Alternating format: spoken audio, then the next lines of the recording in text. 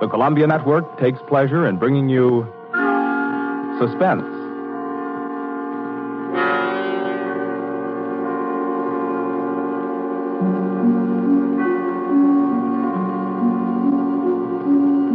Suspense, a new series of programs with one strict purpose in view, your entertainment. Each week at this time, CBS sets aside 30 minutes to excite you, to mystify you, and on occasion to horrify you with a catalog of the world's great thrillers, dramas from the stage and screen, from fiction and radio, dramas that bring you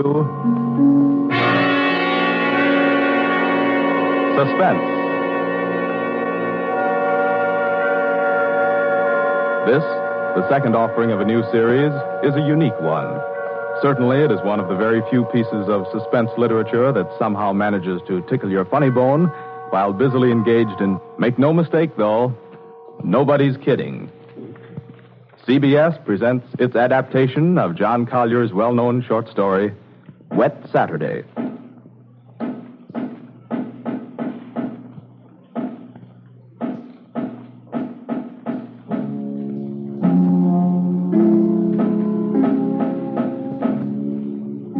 Yes, it's a wet Saturday. Never saw it rain harder.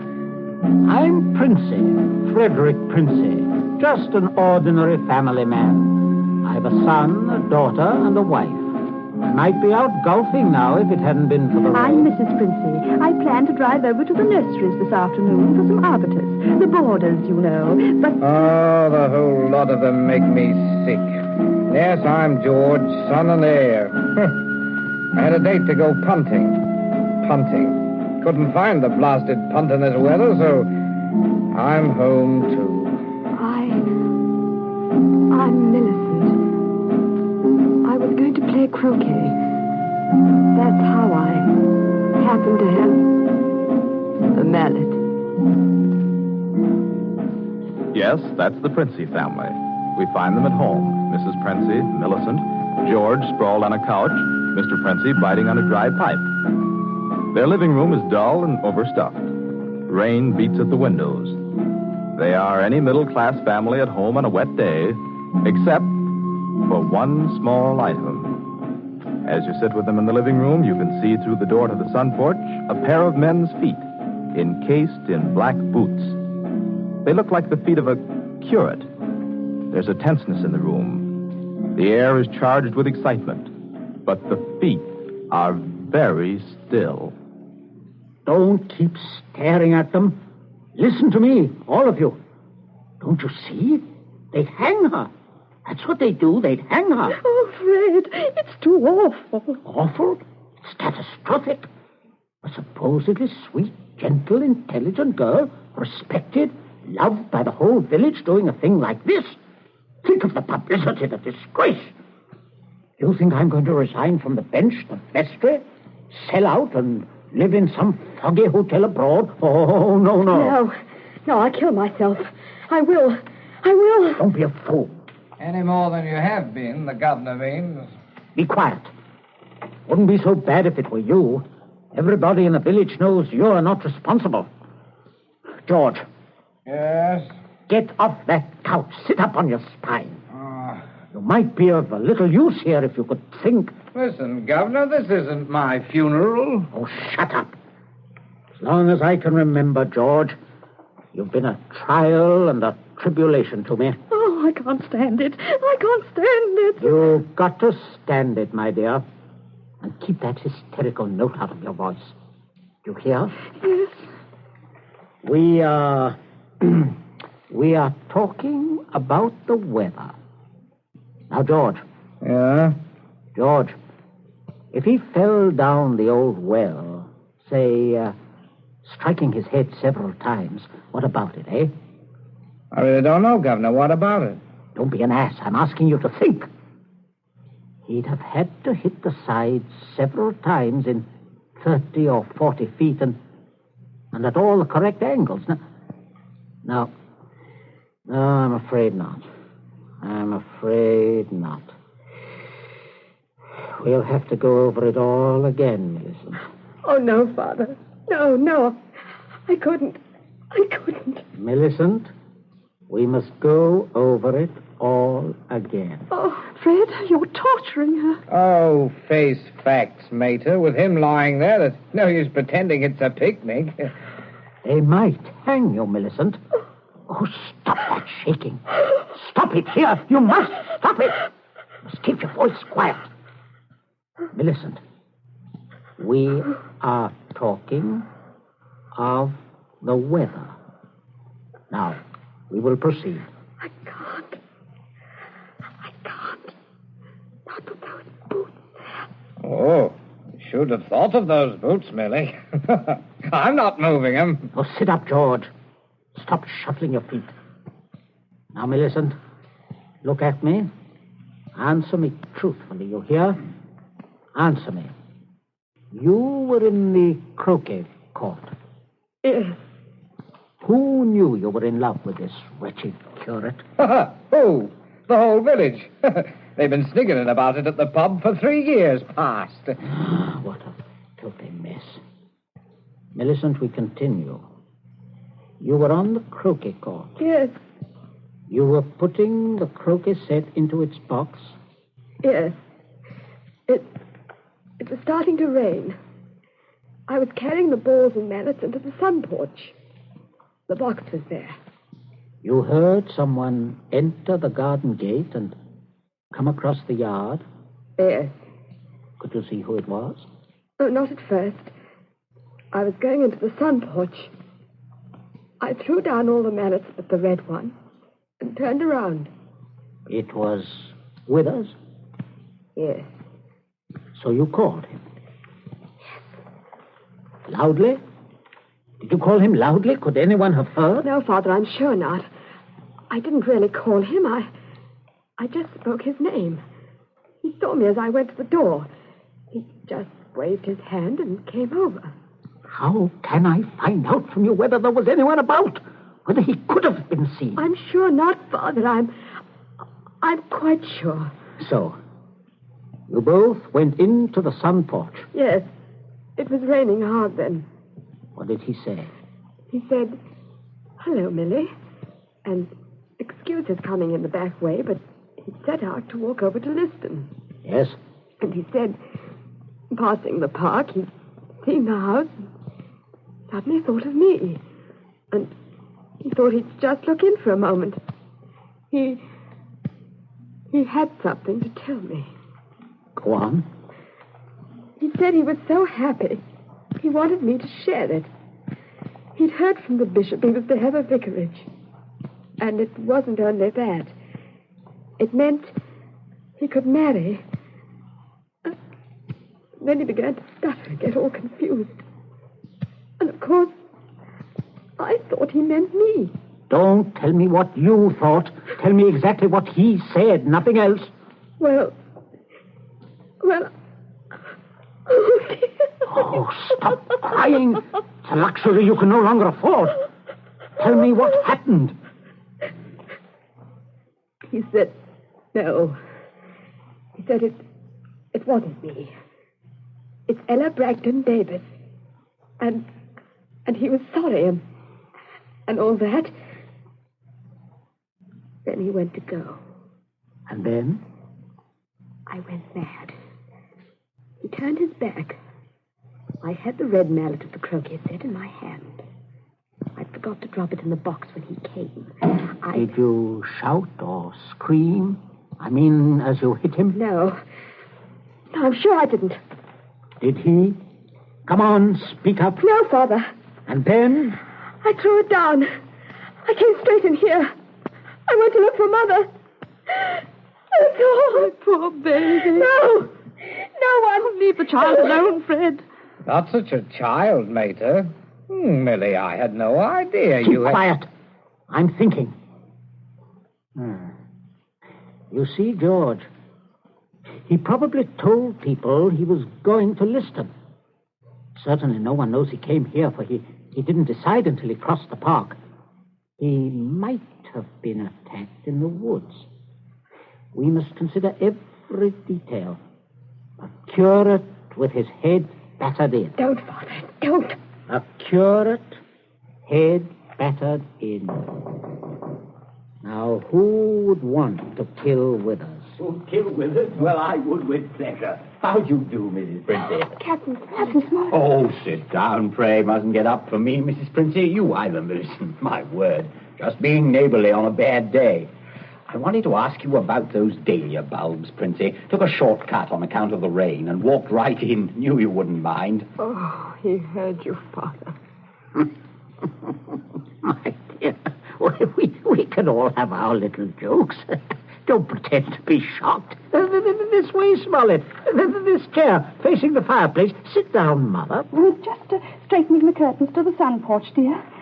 It looks so gloomy out there. Might as well shut the rain out. Just talking about a little theoretical cure at killing, Smollett. You know, young people these days like thrillers. Parsonicide. Justifiable parsonicide. Have you heard about Ella Bragdon Davis? I shall be most properly laughed at. Why? Why should you be laughed at, Smollett? No, and a shot in that direction myself. She half said yes, too. Hadn't you heard? She told most people. Now it'll look as if I got turned down for a white rat in a dog collar. Oh, too bad. Oh, fortune of war. Yes, fortune of war. Odd how it happens, isn't it? Sit down, Smollett. Millicent, console Captain Smollett with your best light conversation. You too, Mother. George and I have something to look at outside. There's this rain, you know, but it's bad, very bad. Come, George. Righto, Governor. Maybe we'll need raincoats, what? Oh, I don't think so. Just make yourself at home, Smollett. Make yourself at home. A cigarette, Captain Smollett? Thank you. Nasty day to be going out. It's something about the old well, just off the sun porch door, you know. This terrible sodden weather seems to have loosened some of the stones. Oh, too bad. Dash too bad. Spoils the tennis and croquet, a day like this. Doesn't it, Millie? Oh, yes, it does. She was practicing out on the croquet court earlier, but, do pull your chair nearer the fire, Captain. It was so damp, we thought it would be cozy to light it. Thank you, I'm quite comfortable. I hope you don't feel too bad about Ella Davis. Can't always win. Can't see, though, what you women see in these bloodless clerics. Oh, I always thought Mr. Withers is a very charming man. Quite agree, but why should anyone want to marry him? You wouldn't want to marry him, would you, Millie? Not now. That is, I used... Oh, no, of course not. Smollett. Yes, Princess. Good Lord, man, you come in on a fellow suddenly. Yes, I did. Oh, don't mind this old double-barrel shotgun. Been working on it. Smollett, may I have your attention for a minute? There's something on the sun porch I'd like to show you. Why, yes, of course. Smollett, George and I went out to see if we could shoot some rats which have been driven out of the old well by the high water. Afraid they might get into the house. Now, you must listen to me very carefully. Very carefully, or you will be shot by accident. Princey, what's got into you? You heard me ask as you came in, who would kill Withers? You also heard Millicent make a comment, an unguarded comment. Well, what of it? Very little. Unless you were to hear that Withers had met a violent end this very afternoon. And that, my dear Smollett, is what you are going to hear. What? Withers? Yes. Who killed him? Millicent. Good Lord. Yes, it's a mess. And of course, you would have remembered and guessed.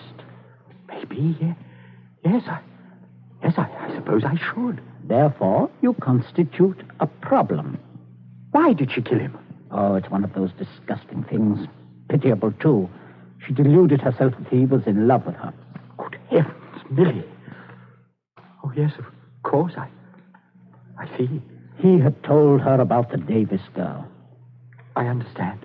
Now, I have no wish, as you will comprehend, that she should be proved either a lunatic or a murderess. I could hardly go on living here after that. I suppose not. On the other hand, you know about it. Yes, I see that makes me a problem. You're wondering if I could keep my mouth shut.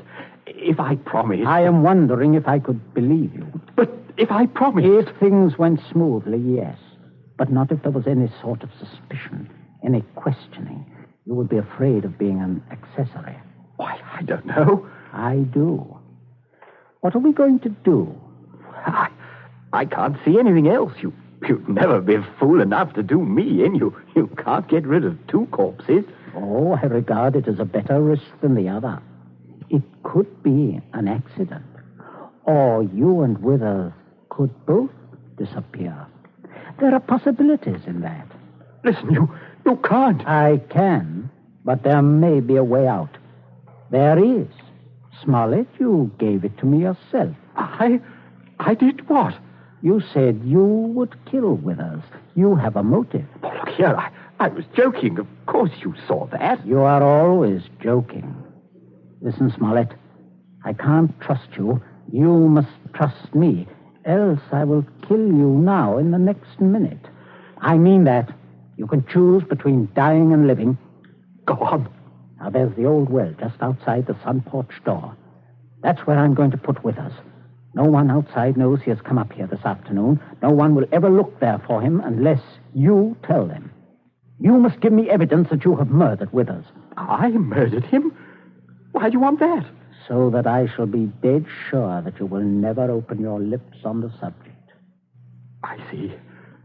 What evidence? George, hit him in the face. Sure. George, don't! Keep out of this. Oh, Captain, you should be more careful. Look what your teeth did to my knuckles. Again, George. Okay. Oh, I can't stand it. Oh, how can you? Keep quiet. You women keep out of this. I'm sorry, Smollett, but there must be traces of a struggle between you and Withers. Then it will not be altogether safe for you to go to the police. But can't you take my word, man? I will when we are finished. George? Yes? Get the croquet mallet. Right, Governor. Take your handkerchief to it. In there, on the sun porch floor. Yeah. Yes, I got it, Governor.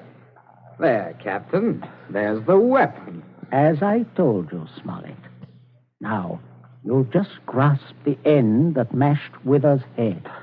I shall shoot you if you don't. But good Lord, you can't. All right. There. That's it. Now deposit it out by the side of the house. Out of the rain, of course. No. Wait, George. Yeah? First, you'd better pull a few hairs out of his head and put them under the nails of Withers' right hand. Princey, have you gone mad? Do you know what you're doing? With this gun, yes.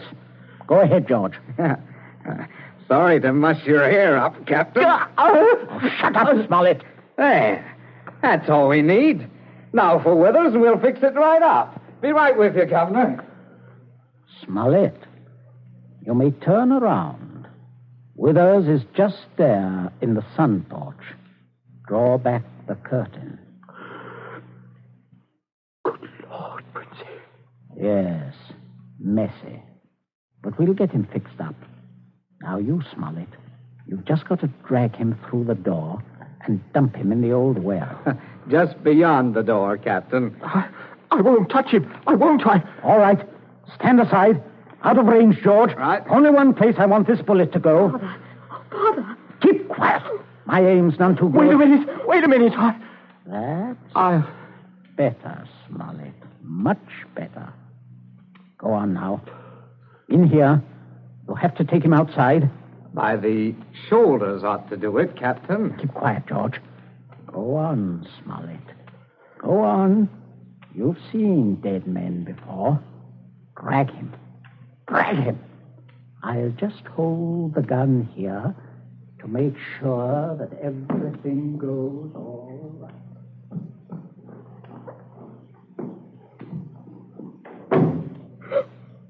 Oh, Mother, come away from the dim window, dear. Don't look. But Captain Smollett... Your father is a very resourceful man, Millicent. I'm sure what he's doing is right. But the Captain... I can't stand it. You mustn't question your dear father. I say, are you two still at it? There's enough trouble around here without blubbering. I'm not blubbering, George Princey. So you see, Smollett, everything is perfectly safe. They'll never look in our well. You see how safe it is?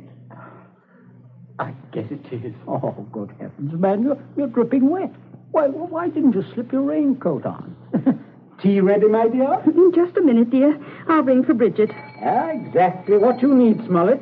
Cup of tea. Best thing in the world to ward off a cold. Sit down, won't you? Oh, don't mind getting the chair wet. Cigarette? Help yourself. I stick to my pipe, you know. Funny how... Princey, everything's hot, ma'am. Oh, Bridget, yes. Put the tray in front of me here, on the table. Yes, ma'am. That's it. I say, Captain, you've gone and cut your lip. I just knocked it. Oh, how dreadful. Here, Bridget, give the captain this cup. No, thank you. I rather think I'll be running along now, if you don't mind. Why, Captain Smollett, without any tea? If you don't mind, Mrs. Princey, if I could just have my raincoat. Oh, I'll get it for you, Captain. Oh, this is very distressing, Smollett, very. Oh, I'll be all right presently, I'm sure. Here we are. Now, let me help you. Oh, thank you. Thank you, young man. There. Better go out the front way, Smollett. The walk is dry. Oh, let me hold the door for you, Captain. Don't worry, old fellow. Don't worry at all. No, Good afternoon. Nothing serious, I imagine. A little rest and he'll be as right as rain.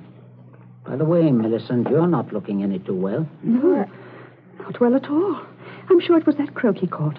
Being outdoors in weather like this is simply foolhardy. The mater's right, Millie.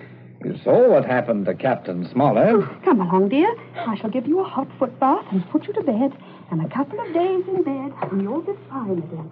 Get plenty of rest, Millicent, and don't worry about a thing. That's the best cure. Well, I guess I'll have a little rest too, Governor. It's a fine afternoon for a nap. Indeed it is, son. Well, enjoy yourself. I'll see you later. I'll see you all later.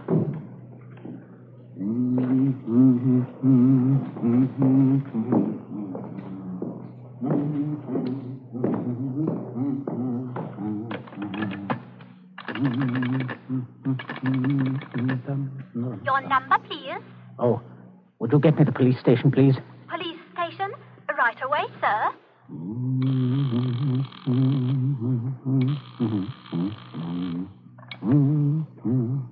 Police headquarters, Sergeant Yancey speaking. Oh, hello, Sergeant. This is Princey of Abbott's Road. I believe you know me. Oh, indeed I do, Mr. Princey. Sergeant, a horrible thing has just happened. Quite extraordinary. Murder, in fact. Murder? I'm afraid it looks rather bad for a close friend of ours, unfortunately. We saw him do it. I think you'd better send someone over right away. Well, our man should be there right about now, Mr. Princey. I beg your pardon? I say, our man should be there now. Constable Martin has his post right below your house there. Just rang in. Seems Captain Smollett was with him. Captain Smollett? He reported some rather queer goings-on at your place, but I certainly didn't understand it was murder. Just don't touch anything, Mr. Princey. And don't worry. Don't worry at all. No. I won't, Sergeant. Thank you. Governor, where are you? There's a man I'm right outside. here. Stop shouting. We have some visitors, Governor. Oh, yes. Yes, I can see that. Well, Constable, good afternoon. Good afternoon, Mr. Princey. And Smollett, I say what a remarkable fellow you are, coming back like this. Here to reenact the crime? Only the one against me, Princey. The one against the curate I'll leave to you people. Extraordinary sense of humor. Mr. Princey, I just had a look at what's in your well. Not a pretty sight, that. Not pretty at all. Yes, Captain Smollett was thorough, if nothing else. You saw him when he did it, sir, out in the back? Oh, quite. We were just returning from a walk. Smollett evidently had been laying for the curate, hiding out in those bushes by the road, I imagine. He was never inside this house? Never. And you say, Captain? I say that while I was inside this house, a guest of the family, I was coerced into dragging the curate's body outside and dumping it in the well. Well, there we are. Not entirely, Constable. I'll just remove my raincoat. And demonstrate how damp I got my clothes when I went outside without it. No, that's interesting, isn't it? Quite. He undoubtedly removed his coat at some point between here and your post. I might as well tell you that his weapon, a red croquet mallet, is out by the side of the house. I shouldn't be at all surprised, but that you'd find his fingerprints all over it. All over the end of the mallet, Constable. The end that mashed Withers' head. And not the end I'd have had to grasp in order to do the mashing. Governor. That's a decent try, Smollett. But it won't work. There must be other evidences, Constable. You'll undoubtedly find them when you examine the body. Oh, he means my hair under Withers' nails. Well, sir, if you look carefully, I believe you'll find a few of my precious hairs under his son's nails, too. Here, what are you trying to... Constable, this is an utter waste of time. So far as the violent struggle between Smollett and Withers is concerned, Smollett's face speaks for itself. Quite eloquently, I believe. Oh, but no more eloquently than your son's knuckles. As you see, Constable, a fresh abrasion. He did that on my teeth. Or did he? What? I say, or did he? He might have done that on Withers' teeth. Oh, I see. I see what you mean. But I didn't. Governor, he said I... Oh, keep still, you nitwit. Let me think. As a matter of fact, George, the more I think of it, the more I'm convinced it was your voice I heard. Quite a vigorous quarrel. Something about the curate jilting your sister. Oh, don't be ridiculous, Smollett. Very well, Princey. If your son didn't do it, who did? That's what I'd like to know. How about it, Mr. Princey? Well, that is a sticker, all right. George, my boy, it looks like you're elected. Elected? What do you mean? I didn't do it. Why, I had nothing to do. Keep your mouth shut, will you? I won't. I'm not going to take the blame for her. Millie did it. She did it with that mallet. I saw. You could prove that? Prove it?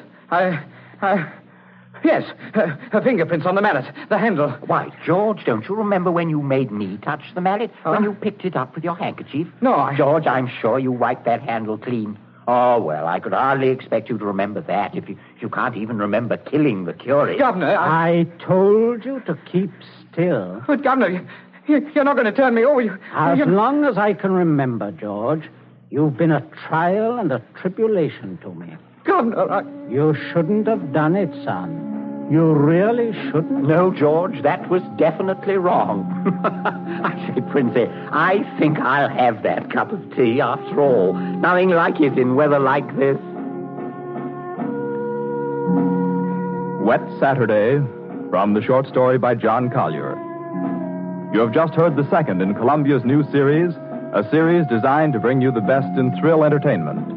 Outstanding dramas from the field of fiction and radio, stage and screen. Dramas of pure suspense.